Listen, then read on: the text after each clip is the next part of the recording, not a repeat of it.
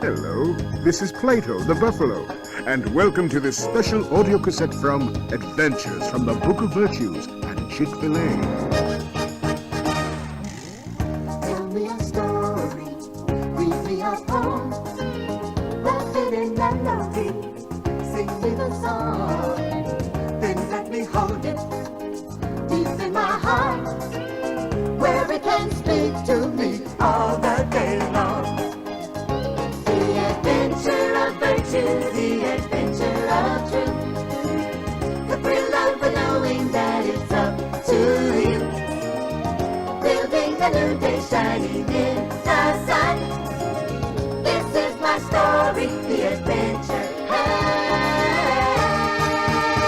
begun.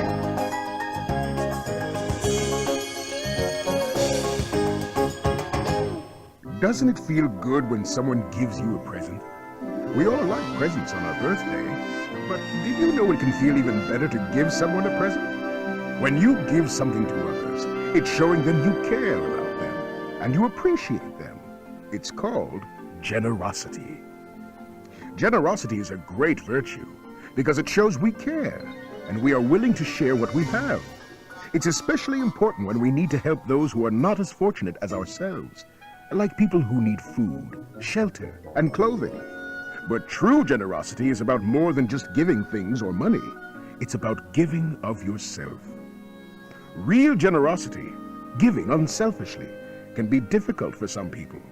It's like the other day, when my friends Zach and Annie were collecting cans of food for the homeless people at a shelter. They were doing a fine thing, but they were not being truly unselfish. Well, listen for yourself. It seems a shame to do all this work and nobody knows we did it. Yeah, it'd be nice if they knew who to thank for all this stuff. Hey, we could have a ceremony and make an official presentation.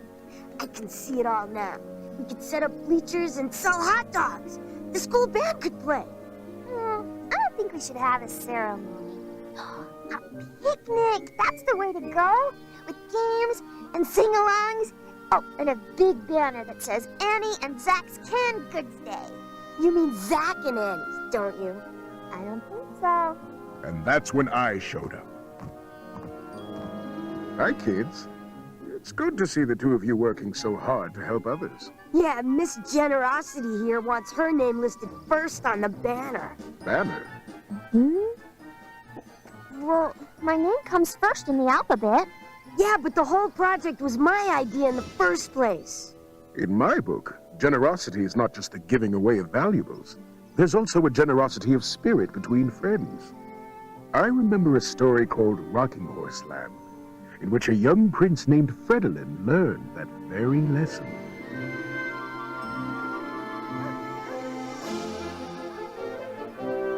On the morning of his 5th birthday, Prince Fredolin woke up, both eyes at once. Happy birthday to me!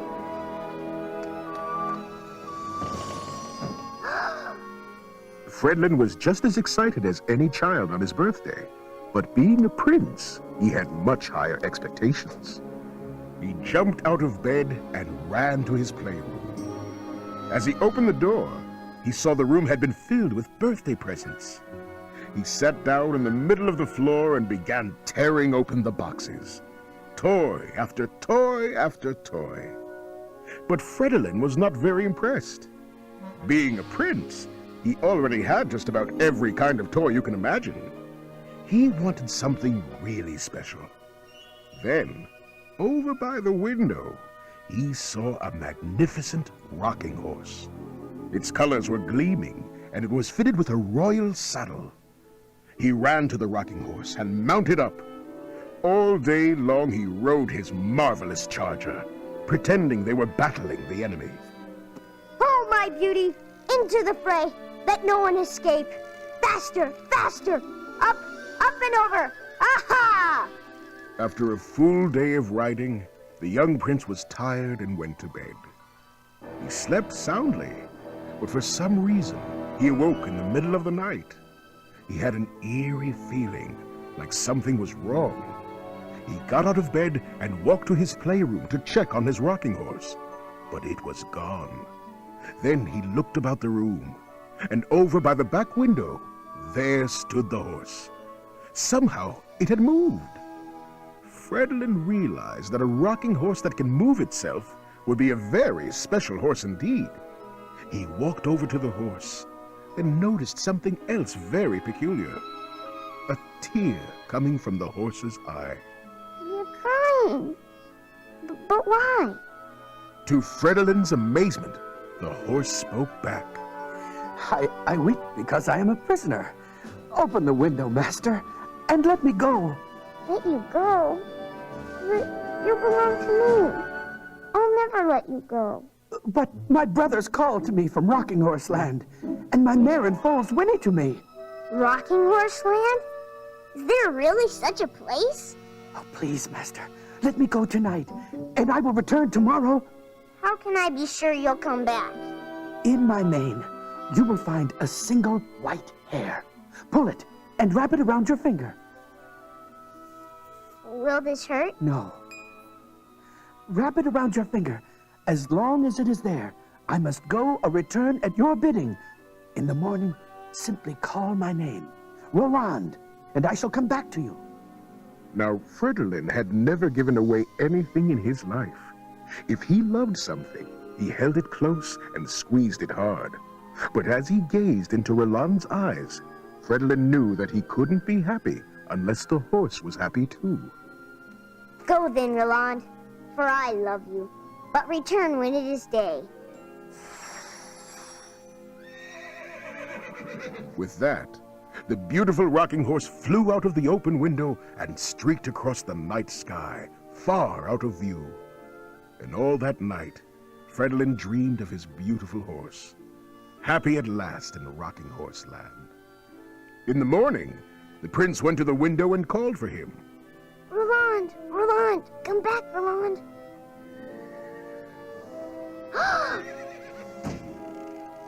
Roland, you came back. And are you happy now? Oh, sweet prince. Oh, kind master. Fredlin and Roland played together day after day, and each night the prince would set Roland free, and every morning the rocking horse returned, and a whole year went by. Then one morning, Fredlin woke up to find he was 6 years old.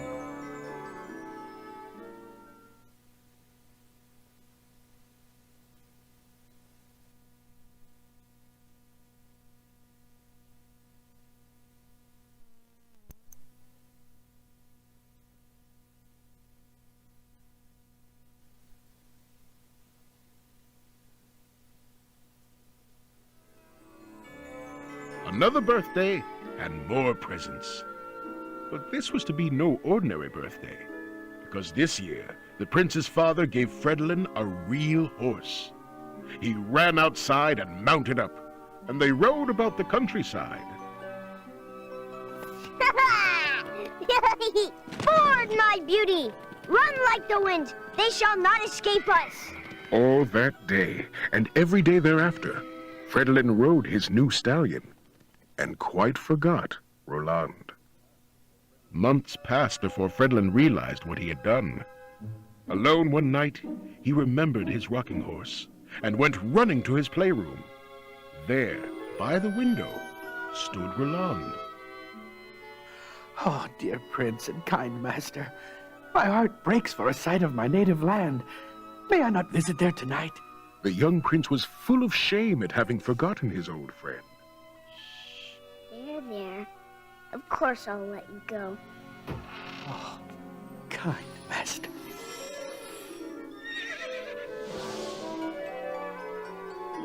Goodbye, brave Roland. Go and be happy in your native land. And so Roland returned to Rocking Horse Land forever. Fredlin never again asked Roland to come back. And that, Annie and Zach, is an example of how generosity works between friends. I think I see what you mean. It's the giving that's important, not getting the credit for it, right? It's not that we want to brag or anything. Not really. We're just proud we're giving people something they can really use. Yeah, That's the kind of gift that really makes you feel good. The important kind. The kind that's really worth giving. You have every right to be proud. You've worked very hard, and your gift will do a lot of good. Seems to me I was reading a story just the other day about a completely different type of gift. The Gift of the Magi by O. Henry. There was a lady named Della who saved all year to buy her husband Jim a Christmas present. It was the day before Christmas, and she had found the perfect gift for Jim. A watch fob. A fob is the ornament at the end of a watch chain that keeps the chain attached to your vest. But there was a problem. The fob cost much more than the $1.87 she had saved. The stores would be closing in only a few hours for Christmas Eve, so she needed to act quickly. As she walked down the street, she saw a shop where wigs are made.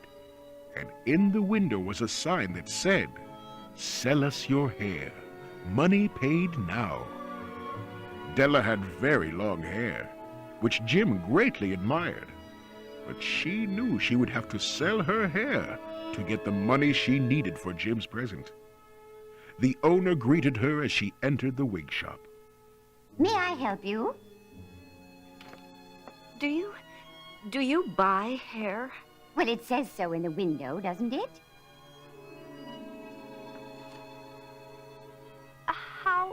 How much can you give me for mine? $20. Now, are you sure you want to sell it, dear? Won't your husband mind? Oh, do it quick and give me the money. So the wig maker cut Della's hair off and paid her.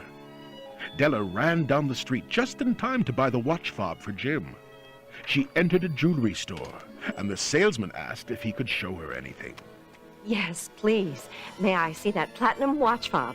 My husband Jim has the handsomest watch. It's his pride and joy, passed down from his father and his grandfather before that. Is the chain platinum as well? Of course, madame. How much is it? $21. I'll take it. And could you please wrap it? Della went home and waited for Jim. It was Christmas Eve, and she was so happy that she had a gift for him. But she was also afraid of what Jim would say when he saw her short hair. Please, please let him think I'm still pretty. Della, I'm home. Merry Christmas. His eyes were fixed on Della with an expression she could not read. It was not anger, nor surprise, nor horror. Jim, darling, don't look at me that way. I had my hair cut off and sold it because I couldn't live through Christmas without giving you a present. You cut off your hair. Oh, now, Jim, you're starting to scare me a little. I only did it for you because it's Christmas. Don't you like me just as well without it? Of course I do. There's nothing you could do that would make me love you any less. It's just that, well, open your present and you'll see why I'm surprised. Jim gave Della a small gift box. She tore off the wrap, and inside there was a beautiful set of combs. Why, Jim, they're... Oh. Shh, shh, it's all right. Your hair grows back fast. You said so yourself. Then Della asked Jim to open his present. What a surprise this would be for Jim. Isn't it a dandy, Jim? Put it on your watch right now. I want to see how it looks. I don't have the watch, Dell. I sold it to buy your combs. This may seem like a story of two somewhat foolish people, but let me tell you, their gifts came from their hearts. Of all who give and receive gifts, such as they are wisest. Everywhere they are the wisest. They are the Magi. Gosh, they gave away what they loved the most just so they could give something to each other. But at the end, they were happy. I guess their joy really did come from giving the gifts. That's right, Zach. If you sit down at set of sun and count the acts that you have done, and counting find one self-denying deed, one word that eased the heart of him who heard, one glance most kind that fell like sunshine where it went, then you may count that day well spent. There is no measuring the human heart. It's wider than the ocean, deeper than the dark.